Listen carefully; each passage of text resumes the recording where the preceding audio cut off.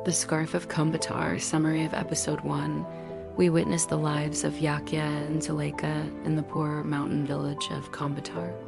Their marriage, born of endurance more than romance, carried the weight of poverty and silence. For years they prayed for a child, until at last, after a decade of longing, Zuleikha felt life stirring within her. Their home, once quiet, filled with fragile hope, and a scarf was woven as a symbol of the prayers that would one day cover the child. This is the true story of one of our viewers' family members. Winter did not ask permission before it entered Kunbatar. It came like an invader, fierce and merciless, pressing against doors, seeping through cracks, turning breath into smoke.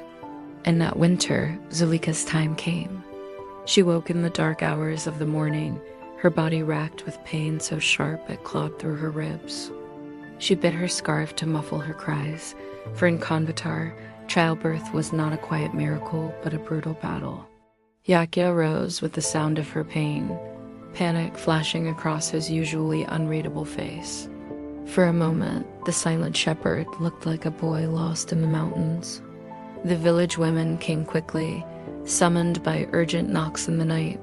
They moved with practiced steps, carrying cloves, herbs, and a basin of hot water. Zuleikha was laid upon the rough bed, her face glistening with sweat, her breaths shallow and desperate. The old midwife, Tamara, leaned close to her ear. "Breathe, daughter. The mountains give hard, but they also give strong. Hold on." Hours stretched like years. Yakhya paced outside the door, fists clenched, forehead pressed against the cold stone wall. He whispered prayers he had never spoken aloud before, prayers to a God he often doubted, but whom he now begged. Every cry from within pierced him deeper than the winds ever had.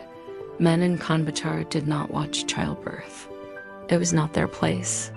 Yet he stood there, unmoving, as if his presence outside the door might anchor her inside.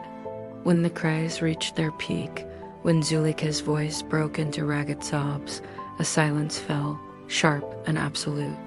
Yakhya froze, his breath caught in his chest. And then there it was, the cry of a child, high and thin, cutting through the night. The door opened. The midwife, weary but smiling, held out the small bundle wrapped in linen. "A son," she said simply. Yakhya took him in his arms, trembling, staring at the wrinkled face, the tiny fists clenched against the cold. He had seen lambs born on the mountains, calves brought into the world, but nothing like this. This was flesh of his flesh, a spark he had believed might never come. He bent his head close and whispered a single word: "Arseny." Zuleikha lay pale and exhausted, but when Yakhya placed the child beside her, she wept not with despair, but with a joy that shook her body. Her hands, though trembling, traced the outline of her son's face, his dark eyes blinking open for the first time. She whispered his name as if it were a prayer, as if speaking it aloud would protect him from the harshness waiting outside their door. The village came to see him. In Kunbatar, every birth was a collective event, a small rebellion against the mountain's claim. Neighbors brought gifts: a jug of milk, a loaf of bread, a scrap of wool. Old women murmured blessings. Young boys peeked shyly at the bundle. Some shook their heads, muttering that the world had grown too hard for another mouth. But most smiled, for in a place where survival was rare, a new child was a light against the shadows. Arseny's early days were not easy. The cold seeped into the walls, and Zuleikha's milk was sometimes scarce. Yakhya worked longer hours, chasing sheep across frozen ridges, trading wool for food to keep his wife strong. At night he returned, his body aching, but he always paused by the cradle. Sometimes he would lift the boy gently, holding him against his chest, whispering words the child could not yet understand. "The world is hard, Arseny, but you must be harder. Do not let it break you." Zuleikha, softer and gentler, whispered different things. "The world is hard, my son, but find beauty where you can. Do not let it make your heart stone." And so from his first days, Arseny was given 2 lessons: one of endurance, one of tenderness. He grew slowly, as all children in Kunbatar did. Thin, wiry, with eyes too serious for his age. By the time he could walk, he wandered near the sheep pens, following his father's shadow. Other children played in groups, but Arseny often drifted alone, chasing insects in the dust, climbing rocks with quiet determination. Mountains became his first companions. Their peaks loomed over him, their silence echoed in his own. He spoke little, but when he did, his words carried weight, as if he had already learned from Yakhya that silence was stronger than noise. Yet Zuleikha worried. He was too quiet, she told her husband one evening as they sat by the fire. Yakhya only shrugged. Quiet men endure, but Zuleikha wanted more for him. She wanted him to endure, yes, but also to live, not merely survive. She taught him small things, to notice the color of the sky at dusk, to listen to the sound of water in the stream, to weave with scraps of cloth. Sometimes she placed the scarf she had woven during pregnancy into his small hands, letting him feel its softness. "This is yours," she whispered. "It carries my prayers. When the world feels heavy, hold it close."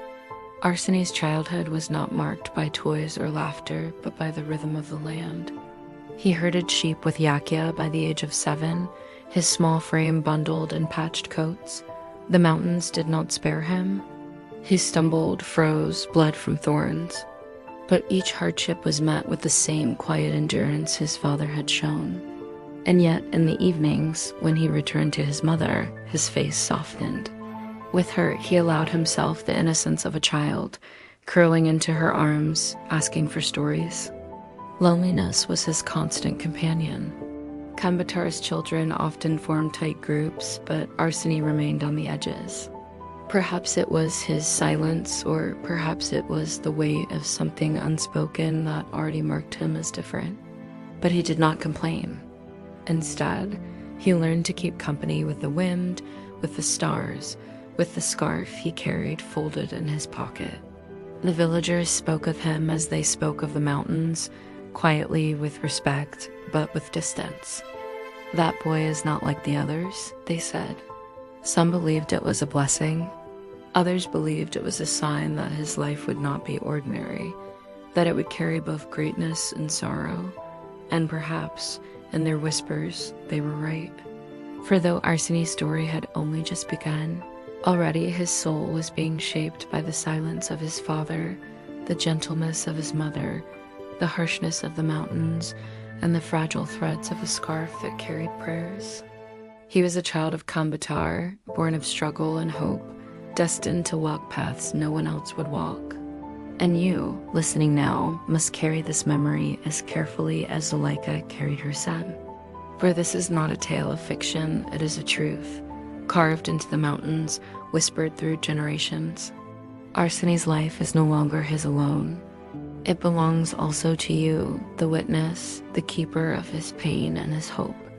Please wait for the next episode. This journey has only begun.